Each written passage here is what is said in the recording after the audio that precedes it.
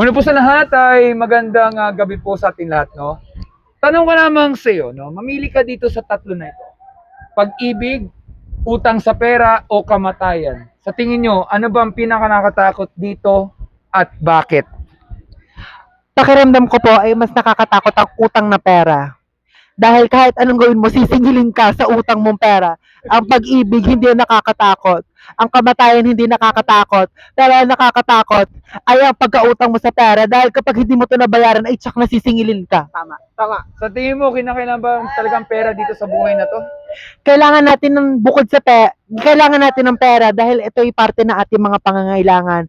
Ngunit bukod sa ating mga pera, kailangan din natin ng busilak ng ating puso, ang ating mga kakalooban, ang ating kabaitan at higit sa lahat ang ating pagiging tao na yun ay higit pa sa mga salapi. Salamat po. Sa tingin mo, may trust issue ka ba sa mga tao sa paligid? Nahirapan ka ba magtiwala sa isang tao? Hindi po ako nahihirapan magtiwala sa isang tao kahit isang beses na kung nasira ang aking tiwala dahil naniniwala po ako na mga tao may iba't ibang kapasidad sa mga kanilang mga buhay-buhay at may ibang mga iba't mga pagkatao kaya nararamdaman ko na hindi ako nahihirapan magtiwala. Pero sa tingin mo, patas ba ang buhay o hindi patas base sa nakikita mong karanasan mo sa nakikita sa paligid? Nakikita ko na patas ang buhay dahil hindi naman lahat ng tao ay pare-pareho ng destinasyon. May mga bagay na nakalaan para sa iyo. Hindi man ito ang bagay na gusto mo, pero alam ko na itong bagay nito ay magdadala sa iyo sa maganda at tagumpay. Pero ito, paano naman kung ibahin natin ang isang senaryo? Halimbawa, meron tayo kukuparang dalawang tao, wala kang kinalaman dito, no? Isang mabuti, isang masamang tao. Yung mabuti, ayos ang kanyang pakikisama, ayos ang kanyang ugali, ayos ang kanyang karakter. Ang problema, siya pa rin laging sinasaktan, siya ay laging inaapi, siya ay laging iniwan sa ere, at madalas ay heartbroken. Pero mabuting tao ito.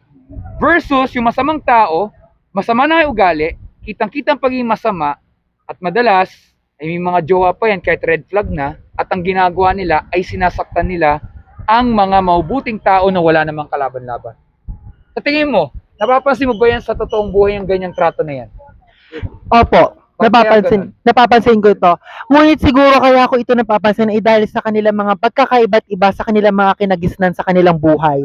Maaaring ang mga taong nakakaranas ng mga sakit o nakakaranas ng mga pananakit sa ibang tao ay nag-uugat ito sa kanilang mga naranasan nung sila ay mga bata pa. Ito ay nagmumula sa kanilang mga core wounds o yung mga kanilang unhealed wounds nung sila ay mga bata. Kaya nila nagagawa ang mga ganitong mga gawain.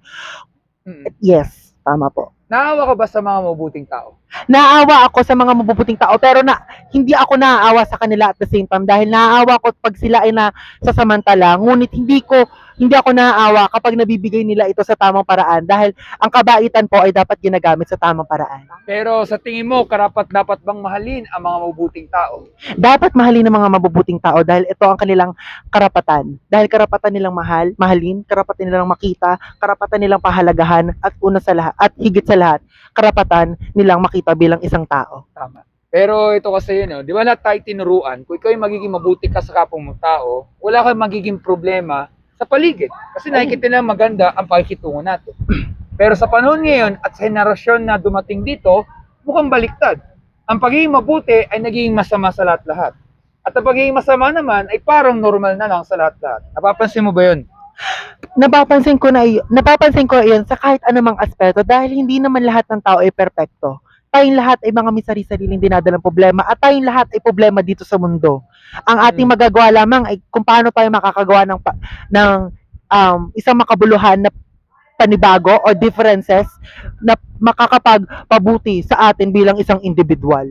Pero syempre, totoo naman yun. Yun nga lang, di ba? Kaya lang ko nang sabi yan dahil ito yung nakakalungkot kasi kung anong nauuso ay laging pumupunta na lang doon sa yung mga tao doon kung ano yung nauuso at hindi pa rin kung ano nauuso ay laging yun yung tama. Yes. Kaya lamang ang nangyayari, lahat naman tayo dito ay nagsasuffer sa ganitong pangyayari. Opo. Kaya nga lamang, inataga tayo dito ay nagkakaproblema. Opo. Ngayon, itong mga tanong to ay para sana maintindihan, sundan mo lang ito. Tanong ko lamang sa iyo, ba isang mabuting tao po? Opo, masasabi ko, hindi ko po masasabi na isang mabuti akong tao dahil ako po ay nagkakasala, ako ay nagkakamali, ngunit ako hindi ko isang masamang tao. Nakakagawa din ho ako ng kabutihan, pero hindi ko masasabi na isa akong mabuting tao dahil ang mga tao lamang po sa paligid ko ang makakapagsabi at makakapagkumpirma nun. Pero kung ilalagay mo sarili mo from 1 to 10 halimbawa, 1 daw masama daw kayong tao or 10 sobra daw kayo mabuti. Saan niyo po ilagay sarili niyo from 1 to 10? 9. Nabilang ako isang mabuting tao dahil nilalagyan ko ng espasyo para sa aking i-improve o aking mas ikakabuti pa upang isang maging mabuting tao. At siguro ang pagiging masama ko, sabihin natin na siguro kalahati dahil bilang tao hindi ko talaga maiiwasan na magkasala at minsan ay maging masama dahil parte naman iyon ng buhay. Ang mahalaga lamang ay bumabawi tayo sa ating mga pagkakamali. Pero para sa iyo, ano ba isabihin ng mabuti? Ang pagiging mabuti para sa akin ay hindi lamang sa ugali. Ito ay pwedeng sa iba't ibang aspeto. Pwedeng ikaw ay isang maging mabuting kaibigan, maging mabuting kapatid, maging mabuting anak, at higit sa lahat, maging mabuting tao. Hindi lamang ito nakikita sa ating pag-uugali, pero nakikita din ito sa kung paano natin pakisalamuhan ng mga ibang tao, paano natin tignan ng mga bagay-bagay, at kung paano natin pahalagahan ng ating mga sarili. Okay. Mahilig ka ba magbasa ng dictionary? Yes po. Pero nagsasearch ka naman rin kay Google pag hindi mo alam isang salita. Opo. Okay, bigyan kita ng konting kaalaman, no? Actually, nabanggit mo na yung sagot, pero naintindihan ko naman, no? Sabi sa dictionary po, para masabi na good o mabuti, ito po ay may kinalaman daw sa ugali ng isang tao.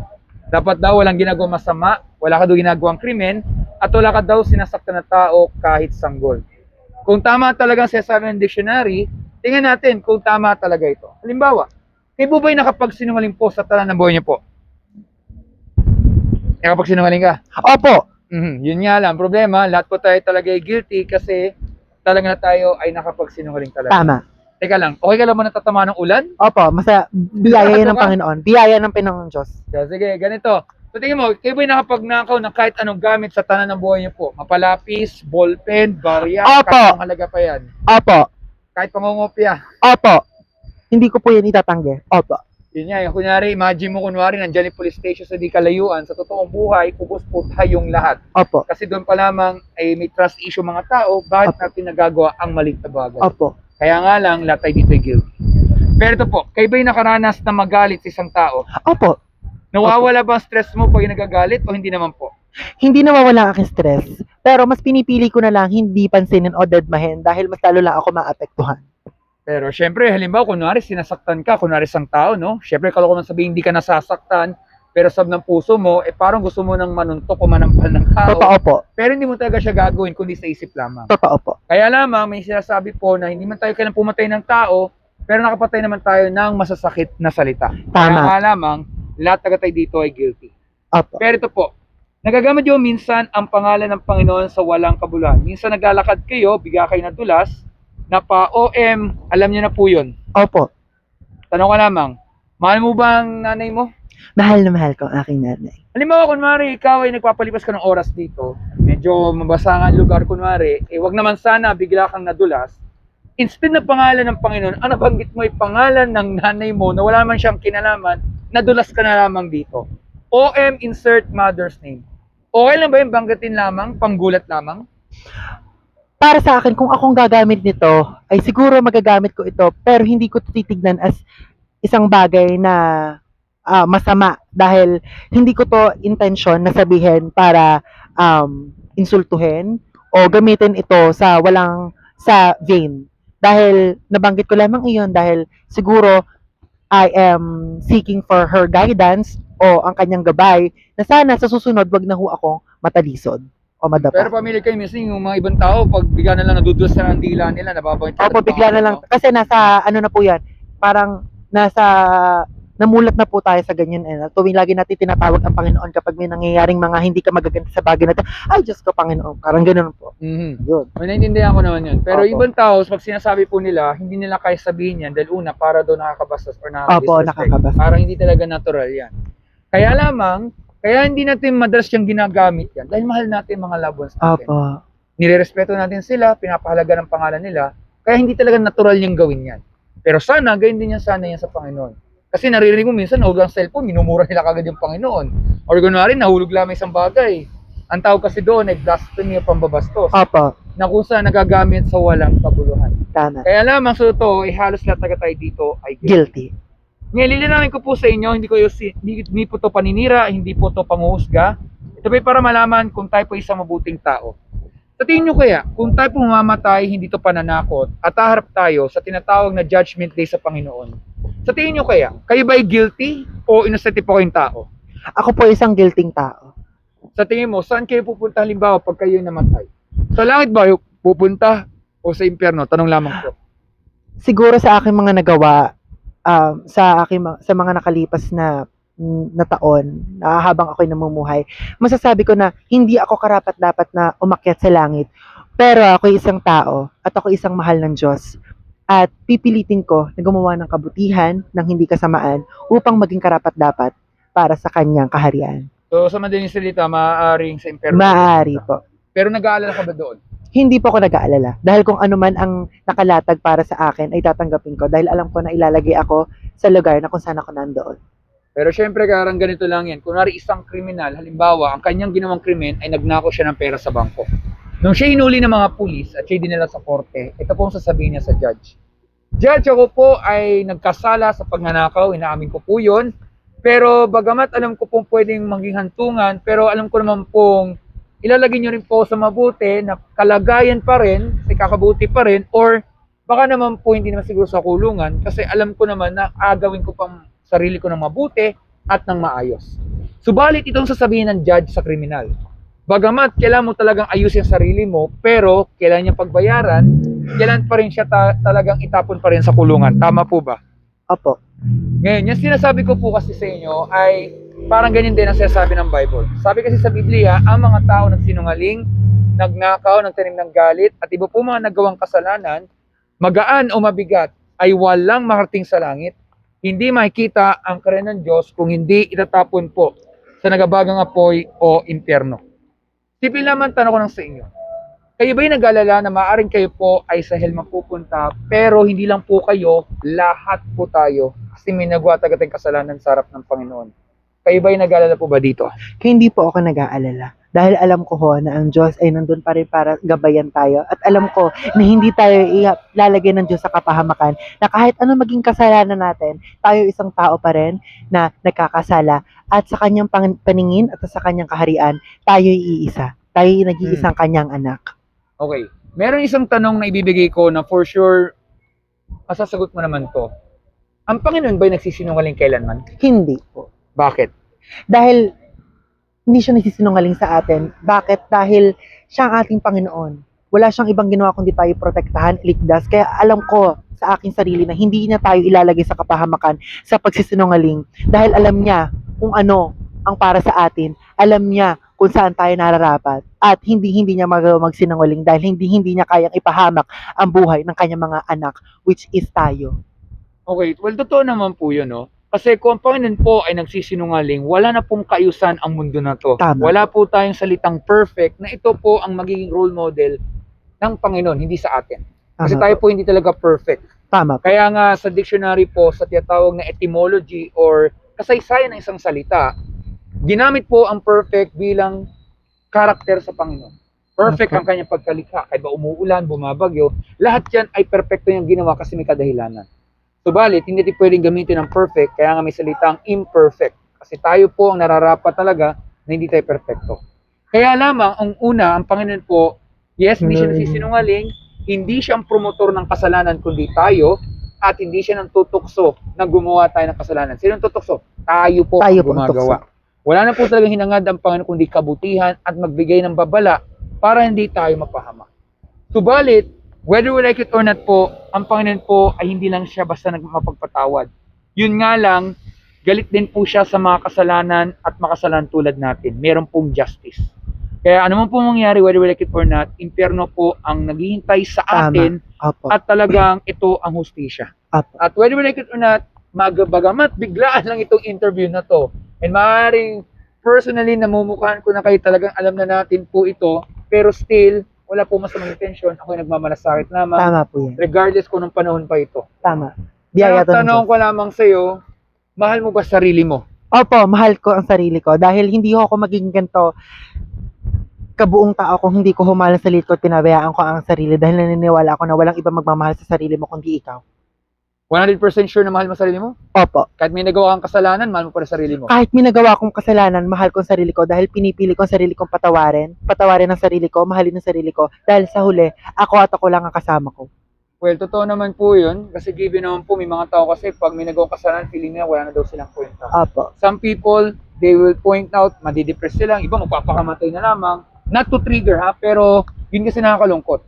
Na iniisip nila, pag may nagawang mali, ay wala na po talaga. Katandaan natin, kaya tayo nagkakaroon ng mga pagkakamali, para tayo matuto dito. Kaya yun yung dahilan kung bakit kaya natin mali ating sarili. Pero tanong ko lamang sa'yo, natatakot ka ba sa kamatayan? Hindi po ako natatakot sa kamatayan. Bakit? Dahil kung kukunin man ho ko mamaya, bukas, kailanman, hindi ako natatakot. Dahil alam ko na naghihintay siya sa akin. At alam ko may lugar siya para sa akin doon. Kung saan walang kapahamakan, walang sakit, walang hirap, at walang anumang problema. Pero kung limbawa gusto mong mabuhay ng napakahaba, ilan pa kayang taon gusto mong magtagal? Gusto ko magtagal hanggat kaya ko pa hong maglakad. Yun nga, pero yun nga, wag naman sana, yun Wag na nga, naman sana. siya sabi ko sa iyo, wag naman sana biglang sa gitna ng interview, maaksidente, Wag naman po. masagasaan. Hindi ko itinatakot, no? Pero ang buhay kasi talaga ay napaiksi lamang. Kagaya ito, umuulan, huwag naman rin sana tayo tamaan ng kidlat. Hindi ko Totoo itinatakot. po yan. Kasi nga, hindi Nasa natin puno talaga tayo. alam talaga. Pero Opo. syempre, alam naman natin ang buhay maiksi lamang. At sabi sa Bible, pag po tayo mamamatay, huhusgahan po talaga tayo ng Panginoon. Tama po yan. Kaya lamang tandaan natin, Panginoon, patas po ang kanyang paghuhusga sa lahat-lahat.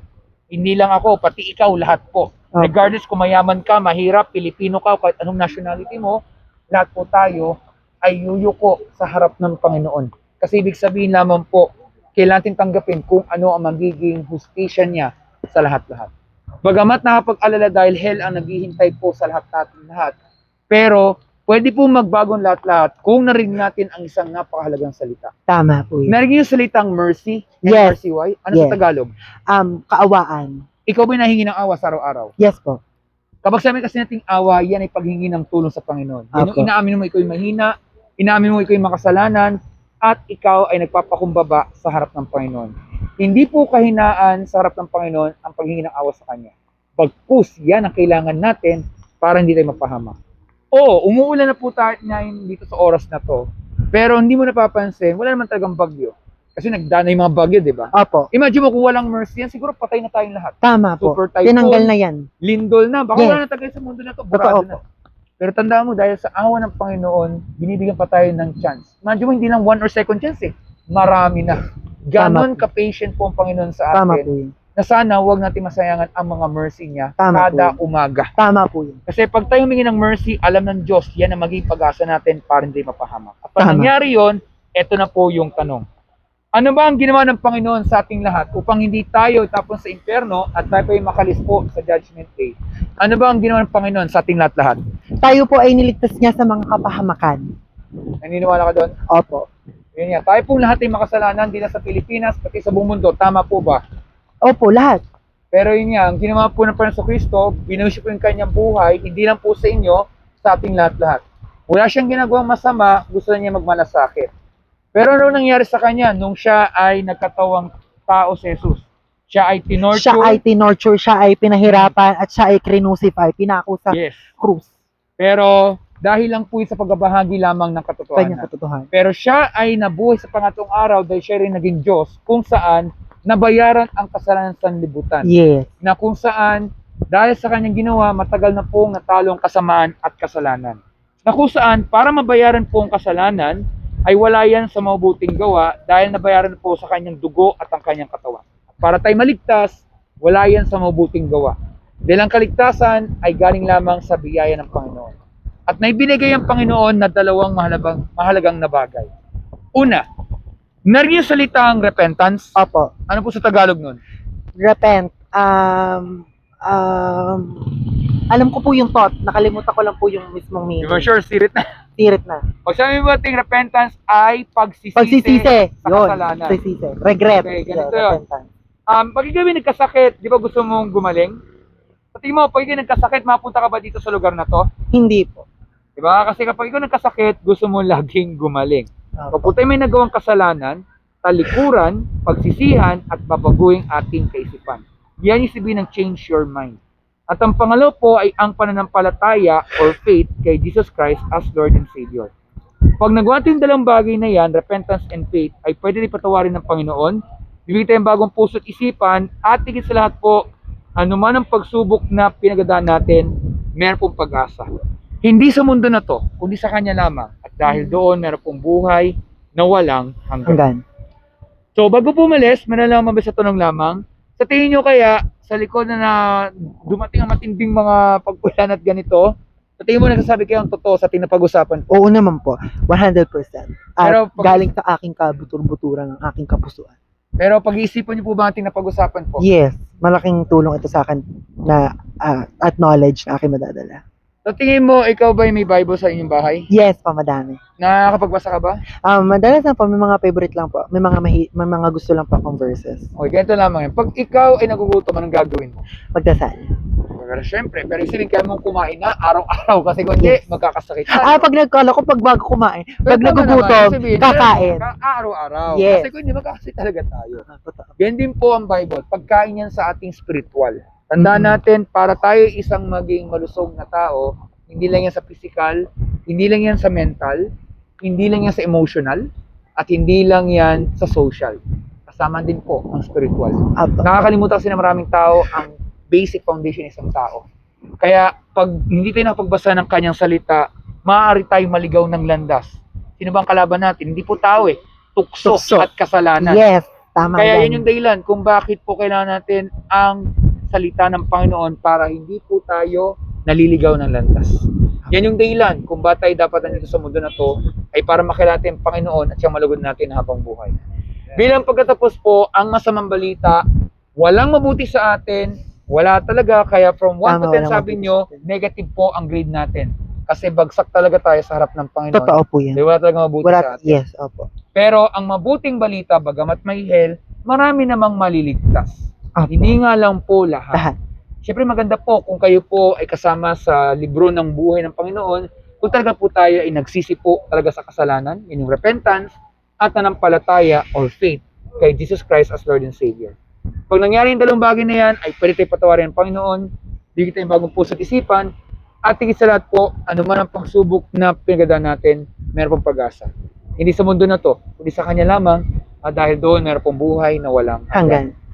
So, maraming salamat po dito sa oras na to. Salamat Meron po. ba kayong Thank katanungan you. po? Wala pa. I just had a real good time po interviewing. Okay, so kung maraming salamat po, mag-ingat po kayo. Ingat po. Stay Thank you. safe po. Stay safe. Stay dry. Stay dry. And babati po sa inyo ng advance Merry Christmas po. Merry sa inyong lahat. Christmas. Pamasko po. Salamat. Thank you. Ingat kayo. Bye-bye. Okay, thank you, thank you. Thank you so much.